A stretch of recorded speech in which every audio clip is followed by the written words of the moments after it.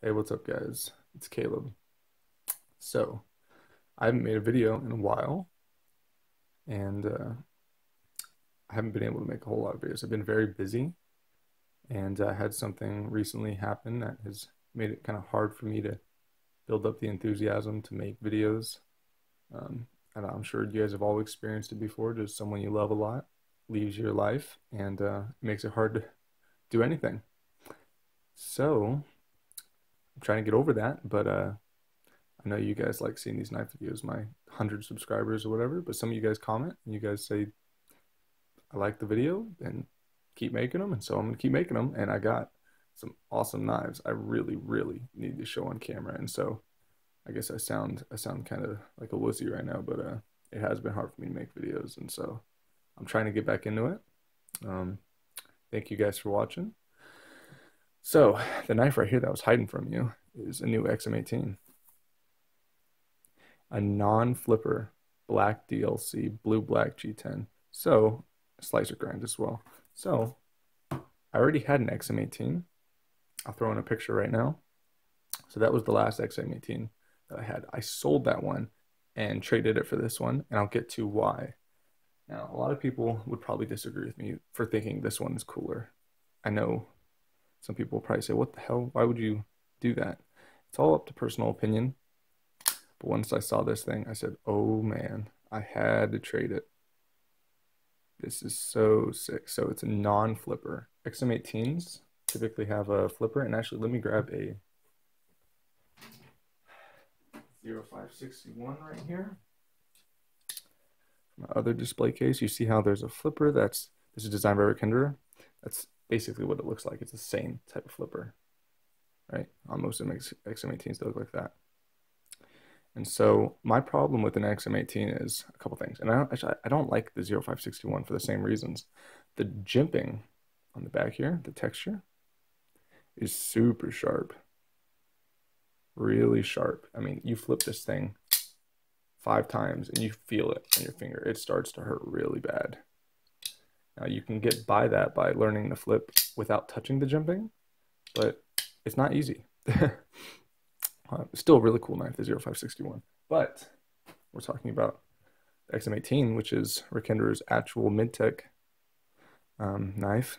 And this one, I just love that blue and black G10. And here's the thing, talking about the flippers.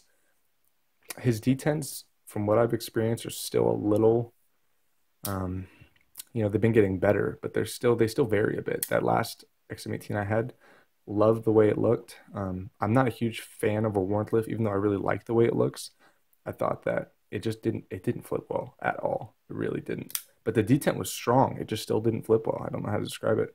But I always thought I liked the profile, the way they look without a flipper. I don't know why. For some reason, an XM-18 to me just looks better without a flipper tab.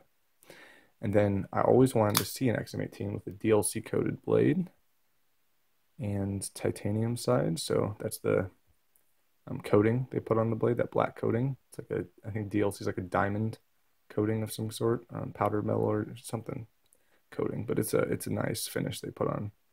Kershaw does a really good job with DLC, ZT as well, because they're the same company, and Rick Hinderer does as well.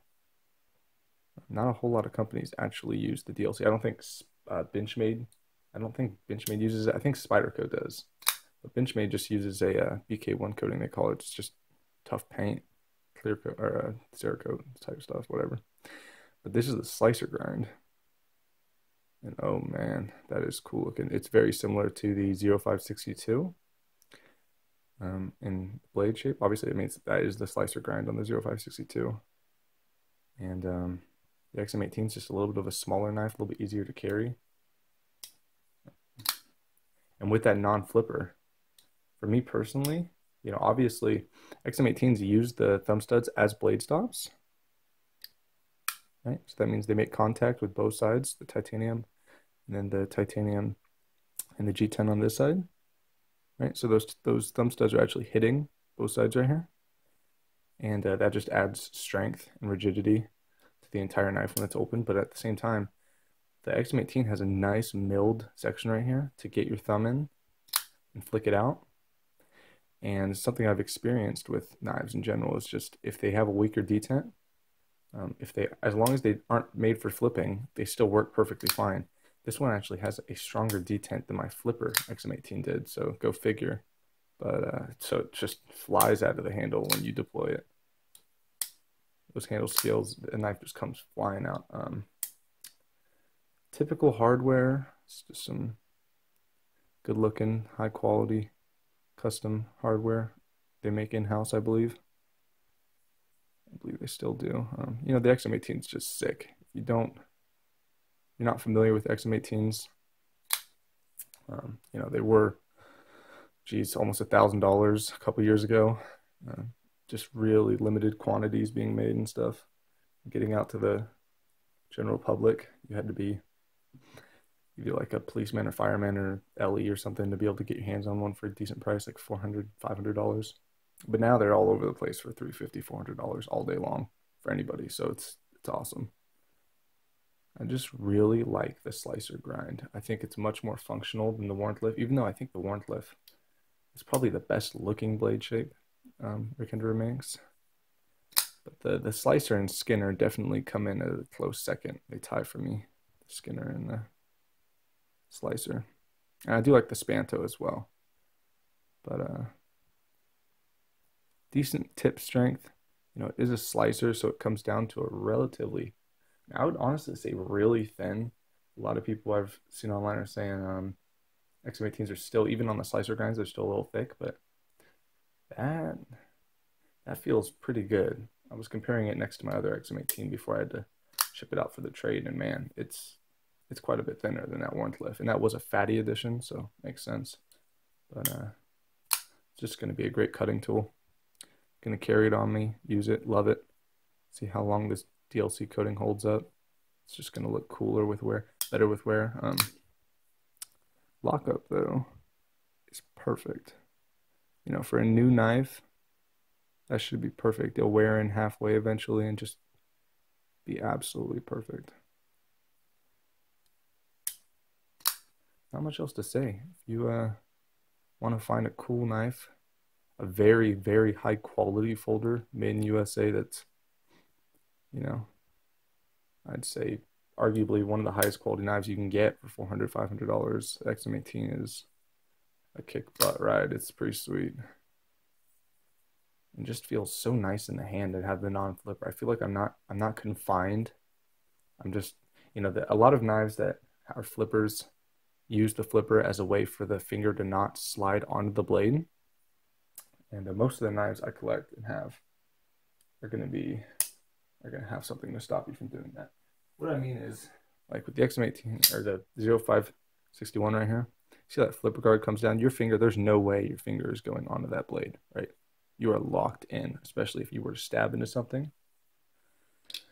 But the thing is, the XM18, just the overall design Rickender does on his knife, right? Or at least the XM18 and the 0561 and 0562, a lot of his knives, they already have such a nice choil right here for your finger to just kind of lock in that you don't need that flipper to act as a guard from your finger going onto the blade, you know? When you grip tight on this thing, there's no way your finger is going forward, right? You're locked in. So that's, you know, awesome. That's one reason I was cool with buying a non-flipper. A lot of knives you're gonna see. I mean, pay attention to it. A lot of the Kershaw autos and just a lot of knives I've been seeing. You know, I'll be like, that's a cool looking knife, and I pick it up, and there's nothing stopping my finger from sliding right onto the blade, especially if your hands get wet or something. You know, just every little bit of traction counts, and having something like that to stop your finger is it just feels good in the hand too. Really nice.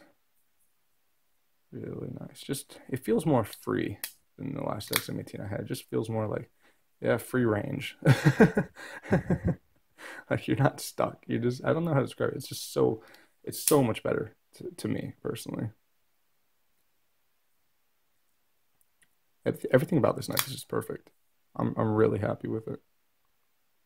And so was my last one. The last one just didn't flip very well, which is the only complaint you can have about some Hinderers. They have been getting better though. I have seen some really good flippers come out of the factory. So impressive. Just had to show you guys this piece. I really dig it. What do you guys think? So anyways, I'll see you guys later.